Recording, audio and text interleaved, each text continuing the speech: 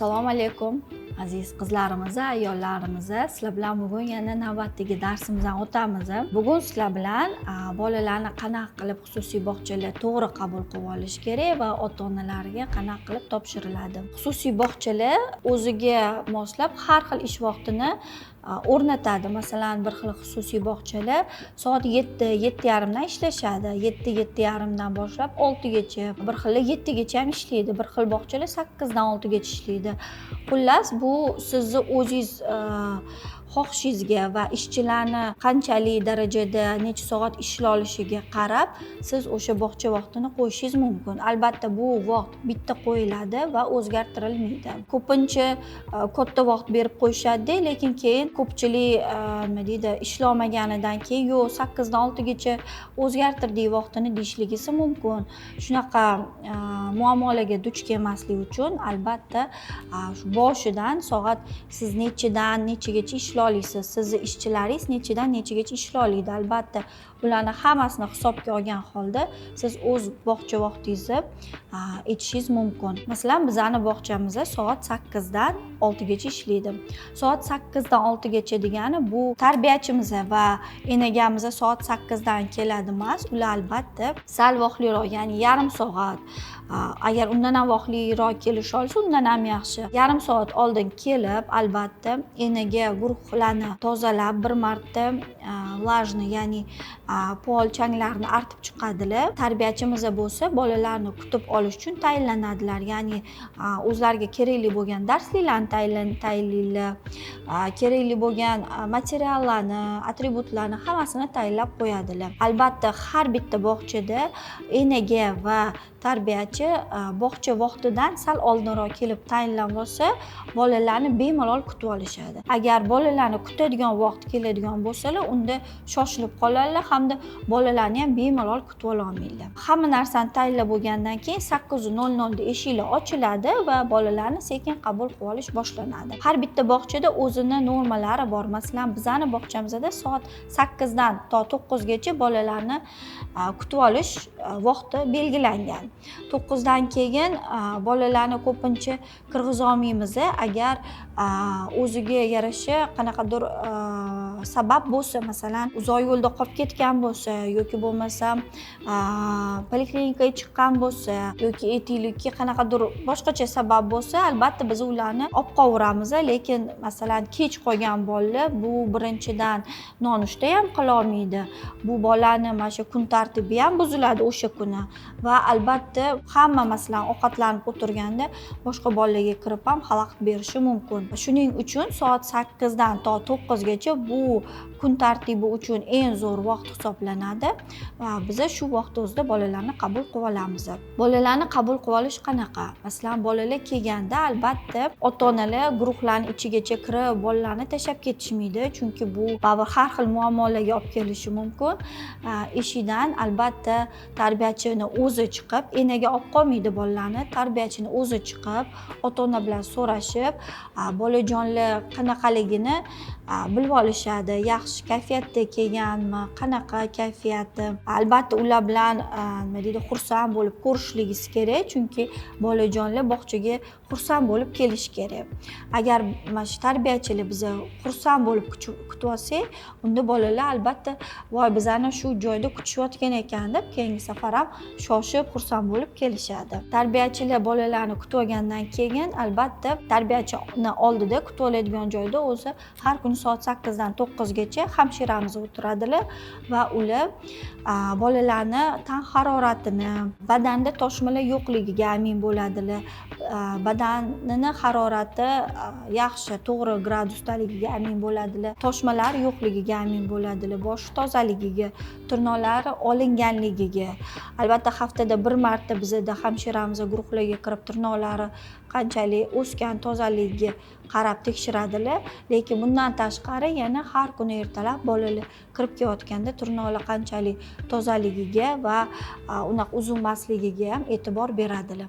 Va shpatel bilan albatta tomoqlarini tekshirib qo'yadilar. Chunki baribir tomoqda qizarish bo'ladigan bo'lsa, bu shamollashib boshlanayotgani bo'ladi. Burni oqmayotganligiga amin bo'ladilar va albatta albatta tarbiyachiga ruxsat beradilar bu bolani guruhga olib kirib ketishi uchun. Shunaqa narsa bo'ladiki, badanda toshmalar chiqib qolsa, masalan, yoki bo'lmasam tomog'i qizarib ketgan bo'lsa, yoki aksirayotgan bo'lsa, ko'p yo'talayotgan bo'lsa, yoki tomog'i qizargan bo'lsa, bunaqa yoki isitmasi bo'lsa, ya'ni badanini tanani harorati baland bo'lsa, biza bunaqa bolalarni qabul qila olmaymiz va sizga ham bu narsani tavsiya qilmaymiz, chunki baribir bitta bolani vaqtinchaligiga ushlab turishingiz sizda qolgan guruhdagi bolalarni ham bu kasallik bilan nima deydi, zararlanishiga sizga sabab bo'lishi mumkin. O'shaning uchun juda ham ehtiyot bo'lishinglarni sizlarga tavsiya qilaman. Agar bolani sal shamollash bo'layotgan bo'lsa, bir kun uyda o'tirib ota-ona qarab tursa, keyin tez tuzalib ketadi bola va kasal bo'lishini oldini olishadi. Agar masalan, yo'q bugun qarab turinglar, bir xillar bor, ota-onalar bor. Bugun qarab turinglar, zarur ishim bor deb tashlab ketishsa, albatta bu bog'chada zo'rayib ketadi bu kasallik va bu bola 3 kun, 4 kun, 5 kun, bir xillarda bir hafta ham kelmay qolishi mumkin. O'shaning uchun ota-onalarga ham tavsiya qilinadi, bog'chalar tavsiya qiladi. Bir kun olib o'tirganingiz yaxshi, 5 kun olib o'tirganingizdan ko'ra, bir kun yaxshi qarasangiz, shu shamollashi yoki qanaqadir kasallikni oldini olsangiz, albatta keyin o'zingizga ham, bizga ham yaxshi bo'ladi. Chunki baribir bog'chada nima kasallik bo'lsa ham zo'rayib ketishi mumkin. Bolalarni tarbiyachisi o'zini guruhiga olib kirib ketgandan keyin albatta ular kiyimini almashtirib olishadi, bog'cha kiyimini va badan tarbiyaga o'tishadi, ertalabki badan tarbiyaga. Va shu kabi bizda bolalarni qabul qilib olish shu tarzda bo'lib o'tadi. Bolalarni kuzatishga keladigan bo'lsak, albatta biz ota-onalardan iltimos qilib so'raymiz, bizani ish vaqtimiz 6 gacha va bolalarni voqli olib ketmanglar deb. Siz ham o'zingizni bog'changizda bolalarni voqli olib ketmasligini tavsiya qilsangiz bo'ladi, chunki baribir xususiy bog'chalarda hammasi kun tartibi bo'yicha ishlanadi. Ularning o'ziga yarasha setka zanatiy, ya'ni shu kun tartibi bo'yicha ularning o'ziga yarasha mashg'ulotlari bor. Bolalar tushlikdan keyin turgandan keyin ham o'ziga yarasha har xil qaytarishlari bor, darslarini o'zlashtira olmaydigan bolalar ko'proq ular bilan birga o'tirishadi tarbiyachilar. Shunaqa joylari bor. O'shaning uchun agar voqli olib ketib qolverishsa, baribir sizni ham bog'changizni ishi ko'rinmaydi, tarbiyachilarni ishi ko'rinmaydi, natija bermaydi. Shuning uchun shu 5 dan keyin, 5:30dan keyin o'zi bolalarni olib ketishni tavsiya qilamiz.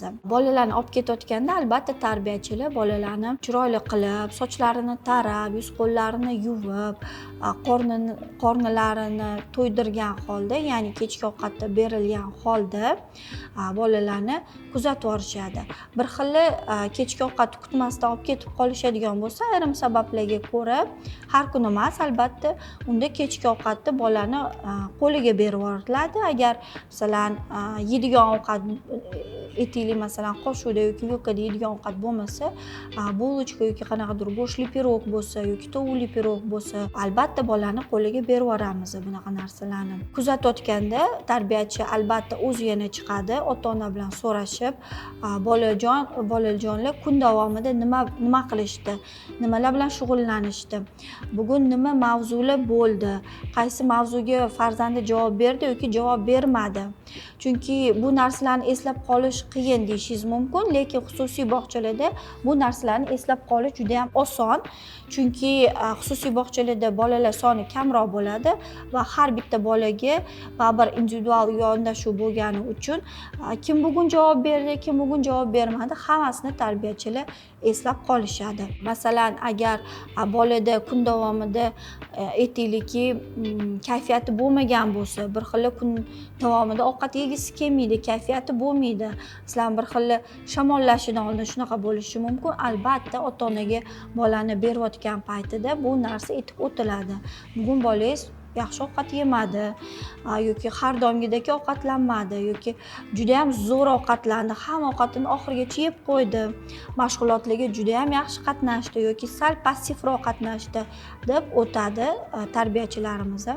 Yoki bo'lmasam agar qanaqadir bayramlar bo'lishidan oldin tarbiyachilar ota-onaga o'sha she'r berib yuborishadi yoki qanaqadir narsani qaytarish kerak bo'lsa, masalan o'zlashtirish kerak bo'lsa, ko'proq albatta uy vazifasi ham shu bolaga berib yuboriladi.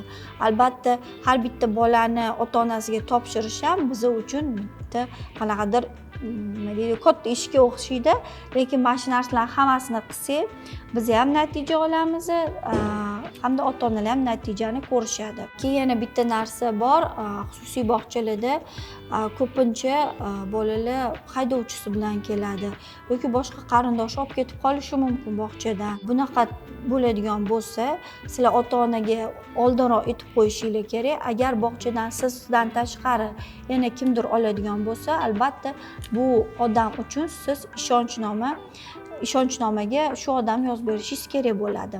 Bog'chalarda, sizlarning ham bog'chalarda shunaqa qilsanglar bo'ladi. Shablon qilib qo'yasizlar ishonchnoma va u yoqda boshqa ota-onadan tashqari yana kim olib ketadi bolani? Aytaylik, haydovchi olib ketsa, qarindoshi, buvisi, do'dasi, shu insonlarni ismi, familiyasi, pasport nomerlari va shu insonni rasmini tashlab ketish kerak bo'ladi 3-4. Biz o'sha ishonchnomaga yopishtirib qo'yamiz. Sizlar ham shuni tavsiya qilaman qilishinglarni. Shu odam kelsa, albatta bersanglar bo'ladi bolani. Agar boshqa qarindosh kelib qolsa, albatta ota-ona bilan qo'ng'iroqlashishinglarni tavsiya qilgan bo'lardim. Baribir bolalarning xavfsizligi biz uchun birinchi o'rinda. Shu bilan qizlar, sizlarga bugun to'g'ri va sizlar uchun juda ham zarur bo'lgan ma'lumotlarni berdim degan umiddaman. Albatta hamma bergan tavsiyalarimni qilsanglar, bolajonlar uchun baribir birinchi o'rinda xavfsizlik turadi. Hamma berilgan tavsiyalarni qiladigan bo'lsanglar, sizlarning bog'changlar to'g'ri ishlashni boshlaydi.